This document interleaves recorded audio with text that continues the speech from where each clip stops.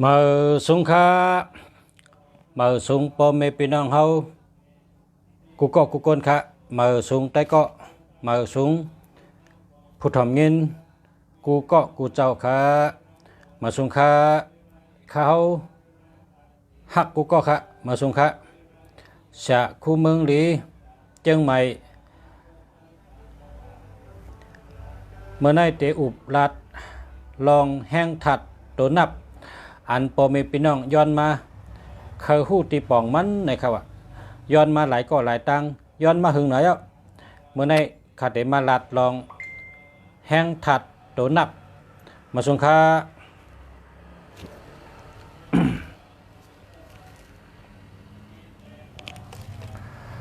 แห้งถัดตัวนับค่ะปอมเมพี่น้องเขา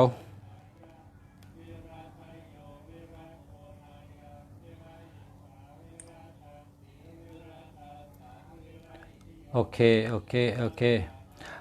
จองยินเสียงยาวค่ะจองยินเสียงยาวค่ะมาส่งค่ะมาส่งค่ะมาส่งกูก็กูเจ้าค่ะจองยินเสียงยาวค่ะ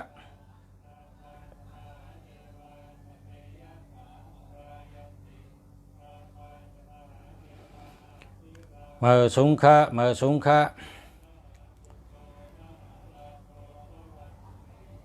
พอได้ยินเสียงก็ย้อนแต้มปันลุงสละเมืองหลีเจียงใหม่ลาดว่าได้ยินแล้วค่ะนี่นะพอไปได้ยินเสียงก็มังปอกก็ลุงเสียก็ลาดกว่าห่ำได้ยินเสียงอ่ะมังปอกขึ้นมาถ่อมขึ้นเสียงก็ได้ยินนะก็เพราะฉะนั้นแลย้อนพอเมพี่น้องเฮาแต่ก็เฮาผู้ถ่อมยินเขาแต้มมาในอีกนึงค่ะแต้มว่าได้ยินอยู่ค่ะได้ยินดียาวค่ะค่ะยินจมค่ะยินจมค่ะยินจมค่ะมาสงค่ะได้ยินยาวค่ะเมื่อในเตเอาตัวนับ6 3 9 5มาลัดปันปอเมพี่น้องเขาย้อนมานำนานย้อนมานำมีทางหลายตัวนะอันย้อนมังก้อยกาเมื่อในขัดเตลัดลอง6 3 9 5เพราะว่าพอเฮาตัวหมายพงพอเฮาตัวหมายจากลัดในเปิ้นได้ตัว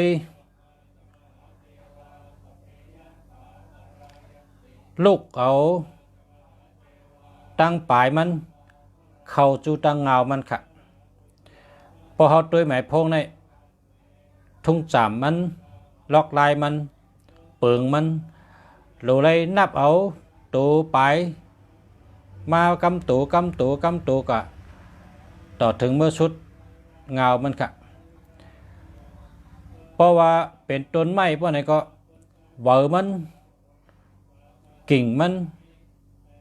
การมันต้นมันลำมันจ่องก้อยมือถึงโหมันค่ะ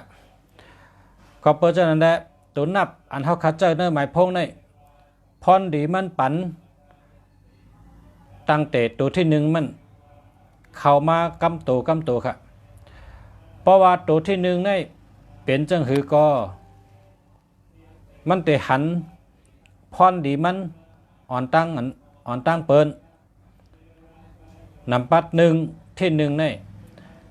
ตัวที่หนึ่งนั่นได้ปันไล่พรดีมันกำเดียวค่ะมันได้เข้ามากำตัวค่ะลองไหลก็เย้ามันก็มีข่าวยำมันพอเป็นก้นผูกต้นไม้ต้นหมอกต้นหมักพอ3 ปีจังก้อยหมอกจังก้อยหมักแห้งถัดตัวนับก็เหมือนกันพอก้นมีกู้สู่พอก้นมีกามกู้สู่เยอะมุนเยอะ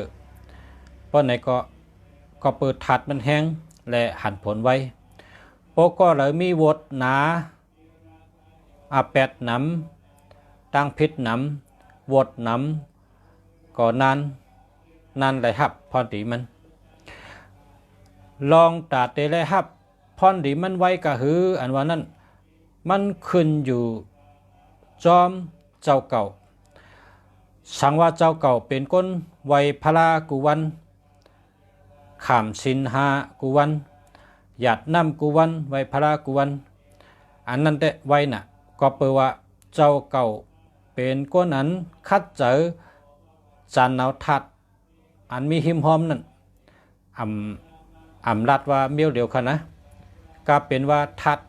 อันลองดีทั้งหมดนั่นจันคำว่าใดไว้หรือเปิ้นค่ะทัดอีหังคละพอเฮาตื้อกลางแสงก็ทัดกลางแสงนั่นเดี๋ยวมาจ่อยเฮาไว้หรือเปิ้นพอเฮามีโคสองหลีทัดโคสองนั่นก็เดี๋ยวเข้ามาในตัวเฮาไว้หรือเปิ้นพอเฮามีของหลีพาราหลีโคสองหลีแสงหลีอเมียวหลีทัดเจ้านั้นก็ได้เข้ามาในตัวเฮาไว้หรือเปิ้นก็แปลว่าตัวเจ้าเก่าคัดเจอไว้พระกูคำกูเหนอขำสินหากูคำกูวันหยาดน้ำไว้กูสู่แผ่เมตตากูวันเปิ้นไว้หรือเปิ้นเพราะว่าคนเฮ็ดวดมีวดไว้เปิ้นก็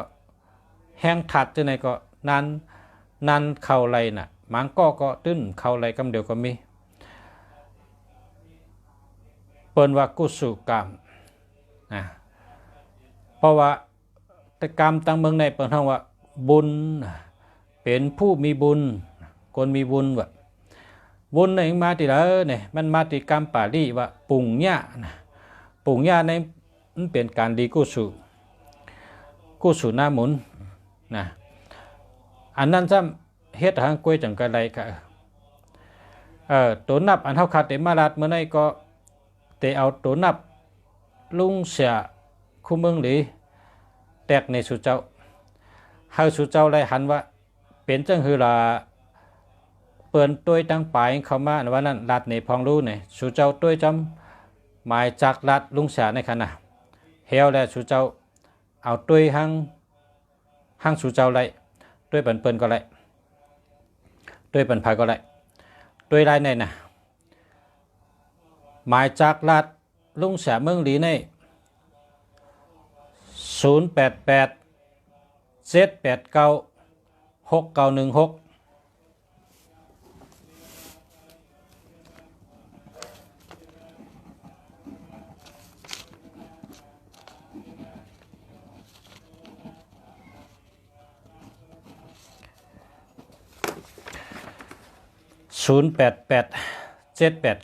6916อันในพรดีมันไล่หันอ่อนตั้งเปิ้นเนี่ยเป็นตัวหกค่ะตัวหกเนี่ยบอกว่าตั้งเกี่ยวตั้งเปียวตั้งซื้อตั้งมนเกี่ยวเจอซื้อเจอมนเจอและเป็นเงินเงินอันยิบไรคำเดียวค่ะเงินอันเปิ้นยืนบันทีในมือลุงเสียคำเดียวตัวหกเนี่ยเป็นเงินอันใดเอามือเขายิบเอาคำเดียวได้ยิบเงินคำเดียวแน่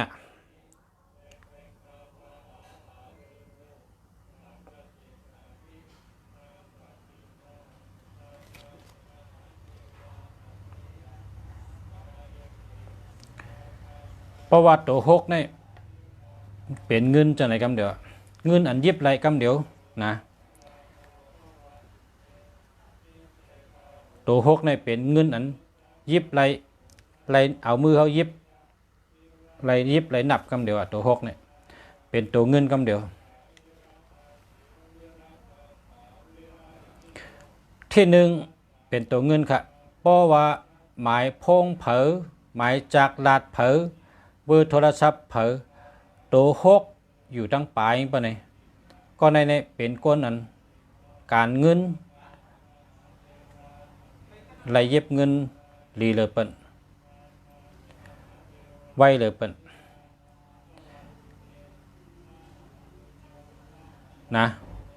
อันต่อลงมา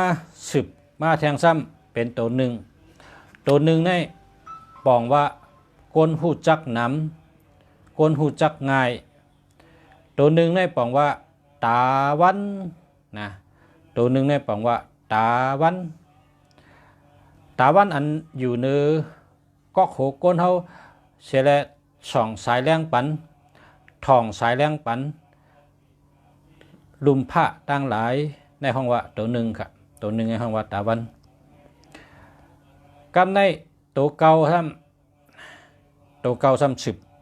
สืบมาแทงกันเนาะตัวเก่าในซ้ำบอกว่าเมียวถอดเมียวเมียดเจ้าถอดเจ้าเมียดพาราเมียดตาราเมียดสังขาเมียดปอเมเมียดสละสมาเมียดเจ้าหลีผีเมียดขุนผีขุนช้างเมียดเป็ดเจกับปุกถาเจ้ายาหันตะเมียดตั้งหลายอันในห้องตัวเก่าเชิงๆขยะเจ้ายาเชเมียดนะเมียวเมียดกูเมียวในตัวเก่าเนี่ยคำในซ้ำสืบเชตัวเก่าซ้ำมาถึงตัวหกทั้งค่ะนะตัวเอาหมายพงลุงเสียหมายจากลาดลุงเสียนั่นเปิดลายตัวให้เจ้าไหนคะนะแต่เลยตัวเอาตั้งปลายเข้ามาจุดตั้งเงาค่ะพอถึงตัวหกเนี่ยก็เป็นตัวเงินทางกรรมค่ะนะตัวเงินทางกรรมหกตัวในซ้ำบอกว่าหกเก่าค่ะนะหกเก่าในมันเหมือนหนึ่งปลาสองตัวค่ะปลาสองตัวในพอสุดเตาเต็มปลาสองตัวในก็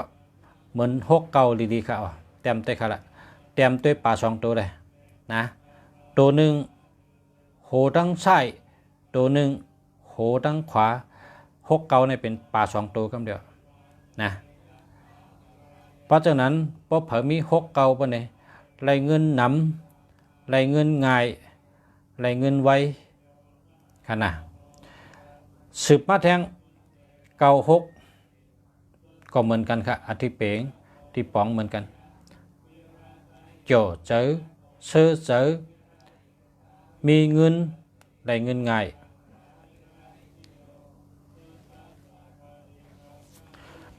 คำในซ้ำสืบมาแทง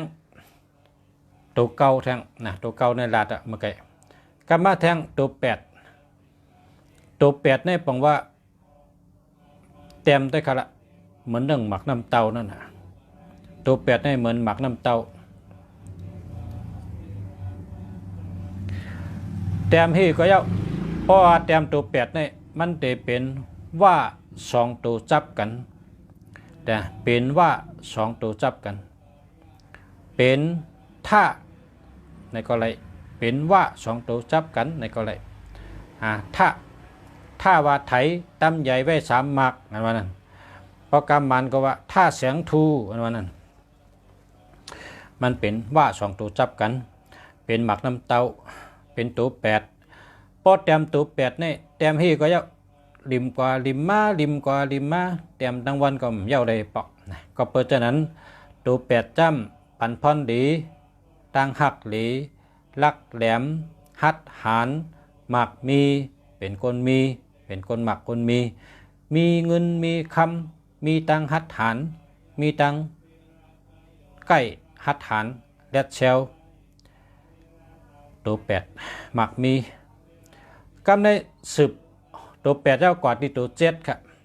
กอดที่ตัวเจ็ดช่ำปองว่าใกล้นะเจ็ดเนี่ยปองว่าใกล้พอมีเจ็ดขั้นพอเจ็ดในใกล้ค่ะกินเขาก็ล่างหวานกินเขาก็เฮ็ดบดเสือเฮินเยนาการกูลองต้ยให้เฮ็ดหมด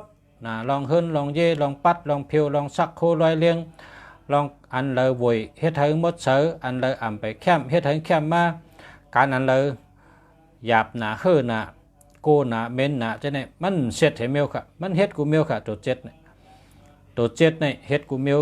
ตัวเจ็ดเนี่ยผมว่าใกล้ลองว่นก็ว่นลองเฮ็ดก็เฮ็ดนะตัวเจ็ดเนี่ยผมว่าใกล้ลองบ่นก็ปลาลองเฮ็ดก็ปลาตั้งบ่นตั้งเฮ็ดตั้งบ่นว่นช่างในว่นอันโหลเฮ็ดโหลสร้างนะอันเลยโหลเฮ็ดอ่อนตั้งอันเลยโหลเฮ็ดอ่อนลื่นอันเลยโหลเฮ็ดคำในอันเลยโหลเฮ็ดมือพุกอันเลยโหลเฮ็ดมือเหลียวในอันเลยโหลเฮ็ดมือพุกมันว่นเฮ็ดตัวเดียวตัวเจ็ดเนี่ยนะคำในซ้ำมาแทงตัวแปดเมื่อไกลลาตะขะตัวแปดฮัดหันเล็ดเชลหมักมีกูเผอนะหมายนับมาจากลาดลุงสละเมืองหลีอันปอเมปิโนเขาหันหนูเนี่ย088 789 6916นะคารัดในอาทิตย์เปมันอ่ะตัวศูนย์นี่แต่มีตีป่องมัน เปิ้นห่อกำเดียวตัวศูนย์เนี่ยตัวศูนย์เนี่ยเปิ้นตื้นเอากำเดียวนะเปิ้นเอาก็เปิดว่ามันเป็นหู้ปองนะมันเป็นหู้ปองเปิ้นว่าพอมีศูนย์ในย่อกาน้ำอันนั้นก็เงินโฮเปิ้นว่านั้นก็เพราะฉะนั้นได้พอเป็นศูนย์นั่นแหละอย่าไปเฮิงมีก้อยกะมันเป็นเงามันน่ะมันเป็นเงามันหนึ่งก็ในมีศูนย์หนึ่งตัวหนึ่งก็มีศูนย์หนึ่งตัวมีกูก็ค่ะอันในข่าวลัดในตีปองมันว่าตัวนับในหมายพงหมายจักรลัดเบอร์โทรศัพท์เนี่ยเปิ้นให้ถือตุ้ยเนี่ยเปิ้นตุ้ยเอาตีตั้งปลายมันมาจูตั้งเงาค่ะก็เปิดว่าจังนั้นแหละเขาว่าป้อปลายหลีเนี่ยหันอาโจงกำเดียวเขานะคนไก่ว่าจะป้อปลายหลีเนี่ยหลีจังหือคารานะสองตัวหลีสี่ตัวหลีพวกนี้แก่หนายเอาคาเนี่ยจ้าคนคำพองเขาก็รัดจังเนี่ยก็เปิดว่าให้อย่างไรเป็นจังนั้นเนี่ยมันหันพอนดีกำเดียวค่ะเพราะเอามาเจอเนี่ยหันพอนดีไว้นะเพราะว่าสี่ตัวตั้งนานนั่นดีนะโปฮักเป็นสามป๊อดก็เป็นพักตัวเงินกำเดียวค่ะสี่ตัวตั้งนานนั่นนะในกลางนะเป็นหัวใจเงานะซ้ำเป็นตัวคิงนะก็เพราะฉะนั้นแหละเวียงตัดเป็นสามป๊อดในก็เลยป๊อดตัดเป็นสามป๊อดให้รัดในซ้ำความรัดซ้ำแต่รัดว่าแต่มีเงินฮะมีเงินโดยฉีดตัวตั้งปลายคนก่อนนั้นนำเจอเป็นจังหืออาจ้างเป็นจังหือตั้งยามเป็นจังหือลักษณะพอออกมาในเปิดในซ้ำเป็นจังหือในฮะตัวในกลางสามตัวนะแต่เป็นคนมีสติปัญญามันกึมมันคงนิ่มห้าอ่ำนิ่มซ้ำตัวตีเงามันเงานะเหมือนต้นไม้นั่นน่ะพอเงาเข้มลำมันก็เข้มกิ่งมันก็เข้มเวอมันก็เข้มนะก็เหมือนฉะนั้นหมายพงก็คำในเพราะว่าตัวนับอันสุเจ้าเจอนั้นซ้ำอีหังก็อยู่ทั้งปลายเนี่ยสุเจ้าก็นับว่าทั้งปลายเหี้ยด้วยเข้ามานะตีป่องมันก็ป่องเหมือนจังลุงเสียว่าเนี่ยตัวหนึ่งป่องว่าตาวันตัวสองป่องว่าเหลินตาวันในปันสายเลี้ยงนะคนหูจักง่ายเหลินในซ้ำปันตั้งกัดเย็นปันตั้งหักเสื้อสาเกี่ยวเจอหมอลัดหลีหักมีเงินตัวสองพอตัวสามซ้ำแก่นแข็งแลดเซลหัดฐานพอตัวสี่ซ้ำลองลัดจ๋าลองอุบลองกับสืบลองกล้าขายลองเห็นเทคโนโลยีเครื่องขึ้นกับของเจอคือเครื่องเจอโคตื้อเครื่องเจอไพ่ผ้าเมื่อวันขึ้นกับจะไหนเขาไว้น่ะพอมีตัวสี่ซ้ำพอตัวห้ามีสติปัญญาตัวห้าในมีสติมีปัญญาพอตัวหกซ้ำเป็นเงินพอตัวเจ็ดซ้ำใกล้พอตัวแปดซ้ำหัดฐานแลดเซลมักมีเงินพอตัวเก่าซ้ำมันลีกูเมียวเนี่ยติเปอติเปติป่องมันก็ป่องว่าจังนั้นนะการในเขาได้มัดด้วยอันลุงเสียอะไรประกาศไว้เมื่อไกลไรลาดไว้ว่าปีน้องย้อนมา6395เนี่ย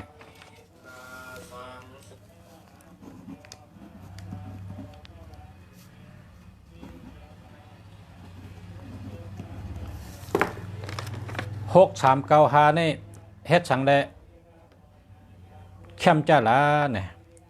เฮ็ดสังได้เข้มจ้า6395เนี่ยเขาติดต่างเปียในพ่อแม่พี่น้องผู้ถมยันเขาถ่อมจำตุย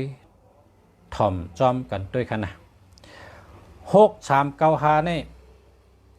เฮ็ดสังได้ไปเข้มละเผยก็คาไรเฮ็ดสังได้ไปกายใหญ่ละ6395เนี่ยก็แปลว่ามันตื่นเต้นครับ6395เนี่ยมันตื่นเต้นคนเขาเนี่ยพอเผยแลดนะพอเผยลักลองลักลองแลดลองไว้ลองมีปัญญาลองมีสติลองมีสมาธิลองเมตตานะลองเมตตา6 เมลเนี่ยพอเผยมีเนี่ยคนเนี่ยมันตกเต็มหรอกมันตกเต็มมันมีทั้ง6 เมลอาทิตย์เป่ง6 เมลเนี่ยซ้ำมาอยู่ไว้ตีเนื้อตัวนับ 6395เนี่ยค่ะอาทิตย์เป6กำเนี่ย6คอเนี่ยอาทิตย์เปทั้ง6อันนี้จะมาอยู่ไว้ใน6395เนี่ยเต็มๆค่ะก็เพราะฉะนั้นแหละ6395เนี่ยเฮียงเลยไผก็คาไรไผก็ใครบี้คาละเนี่ย6395เนี่ยเขาขันจำหลัดเนี่ยตีป่องมันให้พ่อแม่พี่น้องผู้ถมินเขาไล่เอามาเจอตี5นะ5เปิ้นนับเอาตั้งปลายมาตั้งเงาของเขานะ5เนี่ยตั้ง5เนี่ยป่องว่าเป็นในค่ะดูมือเนี่ยมี5นิ้วมือในมี5นิ้วบอกว่าครึ่งกลางบริแค่นับว่า1 ถึง 10นะ1 2 3 4 5 6 7 8 9 10เป็น10หนึ่งก้อยกาตัว5เนี่ยอยู่ในกลางครับก็เพราะฉะนั้นแหละอันอีหังก็จะในกลางเนี่ยมันลำลองสุดนะลำลองสุดเพราะเป็นปาลีก็เป็นว่าเชนตั้งปานกลางเชนตั้งปานกลางนะกว่ากลางครึ่งกลางเพราะเส้นตั้งปานกลางเนี่ยมันแคบนะเพราะตัว5เนี่ยใช่ตัว5เนี่ย1 ชั่วโมง10 โมงอย่าเป็นยัดนอนมาต้องไปเป็นคาเลพับลิกอ๋อครับ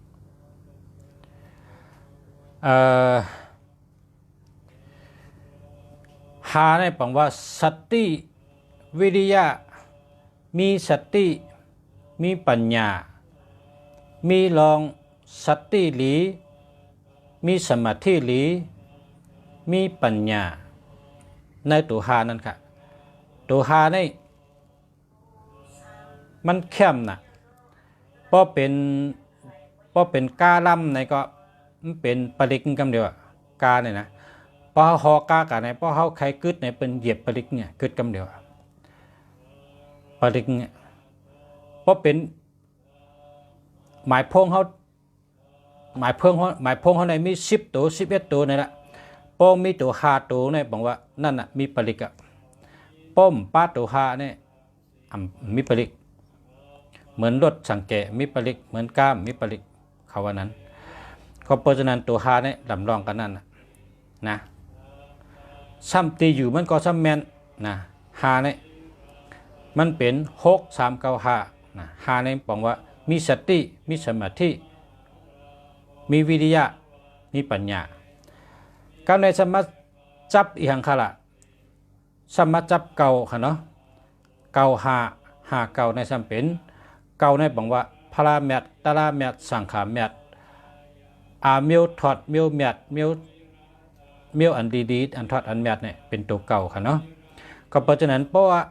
อันภูมิสติมีสมาธิมีปัญญามาอยู่จอมอันถอดอันแมตพวกนี้จ่องมันแคมขาแคมทนค่ะแคมเต้ค่ะก็เพราะฉะนั้นแหละจังว่าเกาหาเนี่ยดีหนาเกาหาเนี่ยแคมหนาเกาหาเนี่ยดีเต้ว่าจะไหนเนาะการในซ้ำสืบเสมาสามารถถึงตัว3นะมาถึงตัว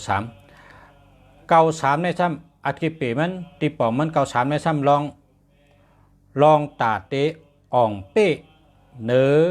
นาตีการงานกูลองกูตีกูเมียวกูเจอกวนเฮาขาในพอมีตังยังอันพอมีตังคัดเจอพอเนอเจอนั่นวนว่าขาตื้นเป็นผู้อ่องเป้ขาตื้นเป็นก็ไรอ่องเป้เกาขาตื้นเป็นผู้อ่องเป้เกาขาเป็นคนอ่องมันอ่องเป้เนอเจอมันตั้งเฮ็ดมันตั้งบนมันมีไว้เจ้านั้นแต่เสกทัดปันไว้เจ้านั้นขณะเกา3เนี่ยเกา3ก็ยะ3เกาก็ยะลองเข่งกูเมียวกูลองกูตีกูเมียวเนี่ยเอาเส้นตั้งอ่องเป้ไว้อยู่ที่อันลงลืมเห็ดปอกนั่นค่ะอ่องเป้อันวันนั้นมันตาเตอ่องเป้เนี่ยเฮ็ดถือลาดเฮ็ดถืออูบเฮ็ดถือวางแผนเฮ็ดถือเฮ็ดสร้างเฮ็ดมือในเฮ็ดมือว่าเฮ็ดมือชื้นเฮ็ดมือในเฮ็ดมือพุกเฮ็ดมือฮือกูข้าวยาม กูเยะกูขิงกูยามซ้ำเฮ็ดซ้ำเฮ็ดซ้ำเฮ็ดซ้ำโอเฮ็ดเอาตีกไหนโกนเส้นตั้งอันมันแค่อ่องมันน่ะมันก็เป็นของมันค่ะก็เปื้อวังอ่ำเรียกลาย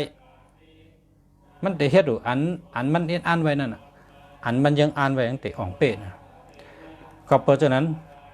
93และ39นี่เป็นผู้อ่องเป๊ะในการเข่เข่งกูติกูมีเมียวกูลองกูเปิงเป็นลองอ่องเป๊ะอ่องมันค่ะในขณะนะลาดมาตัว5ก็ลาดเจ้าตัวเก่าก็ลาดเจ้าตัว3ก็ลาดเจ้าตัว3นี่นะฮัดหันแลดเซลกูเผอซ้ำแก่นแข็งจำสืบกว่าแท่งตัว3ซ้ำกว่าอยู่จอมตัว6ค่ะตัว3ซ้ำกว่าอยู่จอมตัว6ตัว6เป็นลองจ่อลองเปียวลองเซอลองปลายมอนกูเมียวอาทิตย์เปมันเป็นเงินกันในกวนอันมีตั้งจ่อเจอเซอเจอและ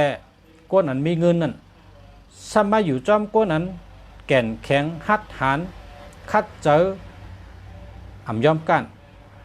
ซ้ำกว่าอิงปึงอันทอดอันแมดเมียวทอดเมียวแมดอยู่หอมจอมกึกไว้เสมกาซ้ำกึกบ้าแทงมีสติมีสมาธิมีปัญญาเตรียมทนตั้ง6เมียวแหละจังว่า6395เนี่ยกวนเกียกนะกวนเกียกนะ63หลายๆเนี่ยบอกว่าห่างดีก็เลือกเลยห่างเล่าก็เลือกเลยเคยหักเผอก็หักเลยเคยไรหังก็เลยเคยเฮ็ดสังก็อ่องหมานนะ63หลายๆการเงินดีตั้งหักดีการก้าขันการขายดีการเงินดีการงานดีตั้งหักดีแล้วก็เป็นคนสดเป็นคนสดจืนเป็นคนที่จืนเป็นคนอันที่จืนเฉยแต่เสียเนี่ยมันคิมเงาสังคะคิมเงาเป็นคนอันมีตั้งพอเปินหันในก็จำป๊บใส่จำป๊บเกี่ยวเชื่อไว้จำมันตัวก็เกี่ยวใจก็เกี่ยวหน้าตาก็กีช่วยมีตั้งซื้อใจไว้เต็มทนนั่นนะจังว่านั้นนะ63นะอาทิตย์ปี63เนี่ยเป็นคนนั้นมีตั้งเกี่ยวตั้งหักก็ลิงปิงหยาก็เต็มทนกูเมียวเงินคำก็เต็มทนกูเมียวตั้งหักก็เต็มทนกูเมียวป้ายอยู่ดีก็เต็มทนกูเมียวมันอยู่จู้กันไว้นั่นแหละจังว่าคนคาไลนำหนา6395เนี่ยนะ6395เนี่ยเป็นตัวนับอันคนกำนำเนี่ยชอกขานะชอกขาเอามาเจอมันเข้มนะมันดีนะมันเข้มเตะๆนะเข้มเตะดีเตะจังไหนครับอันนี้ที่มีที่คนย้อนมานำมีคนย้อนมานำหลายวันย้อนมาหลายคำพองก็ย้อนมาหลายปอกนะก็มันขาก็มีข้าวยำนำเตะๆเลยคำแล้วมาลัดนะเมื่อในขาก็มาลัดลอง6395ปันพอมีพี่น้องผู้ทำเนี่ยเขาเลยทำนะพอเผยเอากระเจ้าตื้ออยู่ไว้ในหมายจากลัดเผยเพื่อนในก็ยกนิ้วบรรจุในกำเดียวครับแคมเตะหลีเตะนะแคมเตะหลีเตะ6395เนี่ยนะแคมเตะหลีเตะพอเผยหันในก็ซื้อเฮ็ดเป็นหมายจากลัดไว้ค่ะละเฮ็ดเป็นหมายพงไว้ค่ะละเฮ็ดเป็นเบอร์โทรศัพท์ไว้ค่ะละเนาะโปรแกรมไทยเป็นห้องว่าเบอร์โทรศัพท์โปรแกรมไต้ห้องว่าหมายจากลัดโปรแกรมอันที่ไต้เขาอยู่ในเมืองไต้ห้องว่าหมายพงนำปัดพงนะครับว่า6395เนี่ยแคมเตะนะแคมเตะสืบเสียในนะสืบเสียในก็จำกึดแห่งข้าวยามมาแทง15มาเน็ตก็อุบลองพอเฮ็ดจังไหนอ่ำตุกขะไหนค่ะเนาะโหของพอเฮ็ดจังไหนทุกขะ อันว่าก้นเฮาในเฮ็ดสังแลทุกขะเนี่ยก็เปิดเฮาลืมหมังปอกเนี่ยเฮาลืมตั้งแต่ในกะเพอเลยลืมร้องได้เนี่ยทุกขะค่ะนะอย่าไปลืมนะจามถ่อมด้วยค่ะข้อที่หนึ่งพอใครนอนเนี่ยพอแต่ใครนอนเนี่ยอย่าไปนอนรับกำเดียวค่ะนะเพราะว่าใครนอนเอาเนี่ยอย่าไปรับกำเดียวเฮามีสติเห5 นาทีค่ะ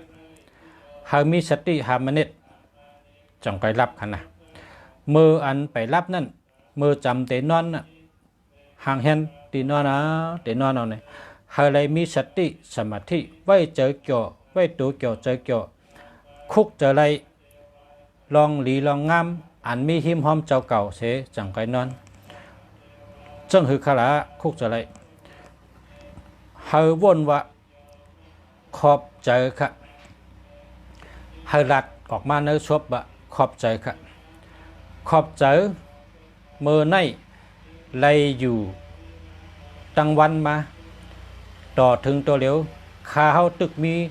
ลมถอยใจอยู่ข้าตึกเป็นคนกุศลลีกามลีลาบลี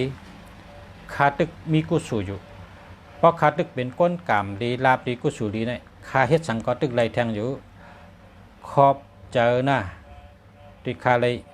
อยู่มาถึงวันเมื่อไหร่ขอบใจปอค่ะขอบใจแม่ค่ะที่เฮ็ดปันมาข้าเฮาเลยมีสายใจเป็นก้นอยู่มาถึงวันเมื่อไหร่ข้าเฮาขอบใจปอค่ะแม่ค่ะขอบใจอันเลยถูกใจอันเลยแม่นใจอันเลยเกียกใจอันเลยมีเกจูที่เฮาอันเลยปันตั้งเสื้อใจเฮาอันเลยปันอาจูเฮาปันพรดีเฮาขอบใจอย่าลืมขอบใจว่าตินอนนะว่าจังไหนสัก5 นาทีจังไปนอนว่าแทงข้อที่2ขอบใจนะขอบใจอันมีหิมหอมเฮาแต่ละเฮ็ดก่อมันน่ะหมอนโหผ้ากางยุงผ้าห่มผ้านอนเครื่องใจโคตือตีเฮาแต่ละเฮ็ดก่อกะข้าวตั้ง6 ชั่วโมงถึง8 ชั่วโมงอ่ะเฮาแต่ละเอาตัวคิงเฮาในวางอยู่ไว้ที่นั้นน่ะข้าวตังหมังก็นอน6 ชั่วโมงหมังก็นอน8 ชั่วโมงแต่ได้เฮ็ดก็กันน่ะก็เพราะฉะนั้นได้เฮาขอบใจเขากันขอบใจผักกอบขอบใจมอนโหขอบใจผักกางยุงขอบใจตีนอนน่ะนะขอบใจตีเนี่ยเฮาขอบใจเขาให้กันเฮาจังไปนอนข้อที่3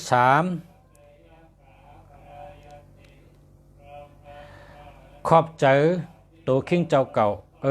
ถาด4 ป้าถาดน้ำถาดลิ้นถาดลมถาดไผ่ขอบใจนะที่ข้าได้กินอาหารกินหมักไม่หมักดอกกินข้าวกินพักซ้ำบ่ได้อยู่ดีกินบานมีเอ็นมีแห้งมาต่อถึงวันมื้อนี้ข้าขอบใจนะว่าจังไหนว่าแทงนะสืบแทงเฮาขอบใจแทงว่าขอบใจนะอันเกาค่าว่นอ่ำปองอันเกาค่าเจนจ้าอ่ำปองอันเกาค่าตันติ๊กนั่นเมื่อเหลียวได้คาแรงปางเสิงเหิงคาหู้หันเชนตังยาวคาไรหันเชนตังยาวคาหันแรงยาวคามีสายแรงยาวขอบใจนะคาเฮาไรหับหันสายแรงยาวสายแรงอันเฮามุงหันนั่นบอกว่าเฮาเจนจ้าอะไรอะเฮาเตะเฮ็ดสังเฮาเตะเฮ็ดหือเฮาเจนจ้าอะไรอะนั่นให้ขอบใจอันตั้งเพราะขอบใจไหนสายแรงอันเฮาลาดนั่นก็ติโปมาปันเฮาอันเฮาวนตันติ๊กนั่นก็เฮาติวนใดมากคำเดียวอันนี้เป็นคนในกำผาอันเป็นขึ้นอย่างมาสูงเป็นเฮ็ดไหนค่ะพอตินอนนะพอตินอนเป็นเฮ็ดไหนให้นอน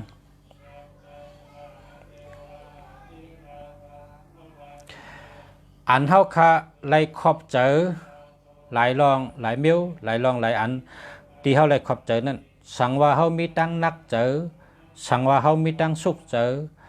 สั่งว่าเฮานักเจอนะนี่ก็เปือเฮาขอบใจแล้ว เผอเฮาลาดว่าขอบใจขอบใจขอบใจเย้าในอันนักเนื้อใจเท่านั้นได้หายกะค่ะเพราะเพิ่มยุ่มจำด้วยค่ะลองในลองนักเนื้อใจลองอันตุกข้าขันเจอเป็นลองนักอกนักเจอนั่นพอลาดว่าขอบใจขอบใจขอบใจลองนั่นขอบใจลองในขอบใจลองนั่นเพราะไหนจึงได้เบากว่าคำเดียวค่ะเลยหันพอนดีคำเดียวค่ะ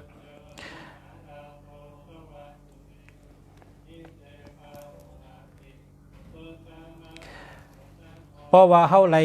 อุบลองหลีไล่ว่นลองหลีไล่ขอบเจออันมีหิมหอมอันดีๆงามๆเฮาไล่ว่นลองหลีขอบเจอลองหลีให้ไล่รับกว่าเพราะไหนจึงตั้งขึ้นวิ่งเห็นเฮามีตั้งโจเจอซื้อเจอมีลาบค่ะพอตื่นมาเมื่อพุกก็เฮาซ้ำมีตั้งโจเจอซื้อเจอเสียได้เหตุการณ์ก็ใกล้เจอป่องเจอเลี้ยงเย้านำค่ะการงานก็เย้านำแล้วก็มีลาบจอมค่ะ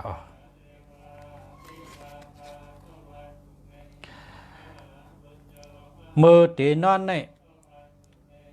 พอนอนลงกว่าเยอะมือไปรับนั่นเฮาวนว่าเขาข้าเป็นก้น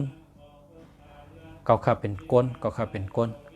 เขาข้าเป็นคนหอคำเขาข้าเป็นคนหอคำเขาข้าเป็นคนหอค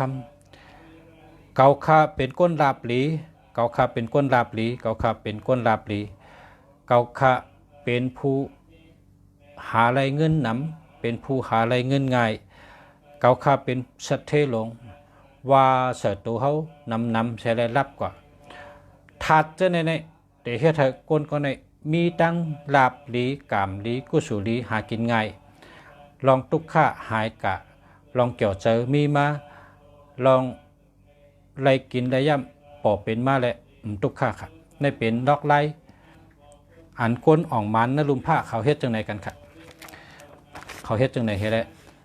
อยู่เช่ากันก้นอ่องมันอันว่านั่นเป็นก้นมีจื้อมีเฉียงนลุมผ้าระดับโลกนะระดับโลกในบอกว่าจันลุมผ้าค่ะคนจะในเขาตั้งหมักมีก็แคมป้ายอยู่ดีก็แคมปิงหยาก็แคมตั้งเฮ็ดก็แคมตั้งรัดก็แคมชื่อเสียงก็แคมเงินคำก็แคมก้นแคมนลุมผ้าค่ะเพิ่นเฮ็ดจังไดกันนะอันนี้เอามาต่างเปียรัดในพอมีพี่น้องเขานะเพราะว่าพึกตัวนะพอพึกตัวแต่หันพอนดีหังเผอหังมันไกลค่ะเนาะก็เปิดว่าลุงฉาในข้าพอมีพี่น้องเขาแหลกลายนะแหลกลายเฮาถึงกว่าที่ภาวะจัดปานก้นสัตเทเฮาขึ้นใหญ่เมื่อสูงขึ้นใหญ่เฮืองเป็นก้นหมักก้นมีป้นจัดปานตุกขะไลฮอดดีหมักมีเสื้อสากัดเย็นกันน้ำนะเฮาป้นตุกขะก้นอันตุกขะเฮาป้นตุกขะไว้ก้นอันไรโจก็เฮาโจแทงก้นอันผ่านอยู่ในก็เฮาเป็นก้นมีมาก้นอันเป็นก้นมีในก็เฮามีแทงนะก้นอันหู้เย้าในก็เฮาหู้แทงก้นอันไปหู้ในก็เฮาหู้มาก้นอันลักแหลมในก็เฮาลักแหลมแทงมันลักเย้าลักแทงหมักมีเย้าหมักมีแทงขึ้นใหญ่เย้าขึ้นใหญ่แทงมุงหันเส้นตั้งเจิงไหนให้แหละต่างเปียต่างรัดปันกันเฮาผู้ทำยินเขากูก็มีลองขึ้นใหญ่มาส่งกูก็เฮาอยู่ดีกินหวานกูก็เฮาอยู่ดีมีแห้งกูก็เฮาเมตตาดีกูก็เฮามีลาบดีกูก็สุนดีลาบดีการงานดีการเงินดีกูก็ย้อนสู้เฮากูก็อยู่ดีกินหวานเฮ็ดการสังก็อ่องมานเฮ็ดการสังก็ขึ้นใหญ่เฮืองเฮาอยู่ดีมีเงินมีคำเฮาอยู่ดีมีเงินเฮาห่างดีกึกบึ้นกูก็กูคนใส่คำขามาสงคาเขาเสียเมืองหลีเชียงใหม่พอใครกับสืบมาติคาก็หมายพงคา088 789 6916 088 789 6916ค่ะเนาะก็กับสืบมาต้องถามอะไรกูลองกูเมลนะกูลองกูตั้งค่ะยินดีค่ะยินจมค่ะขอบใจค่ะขอบใจกูก็กูคนค่ะมาสงคา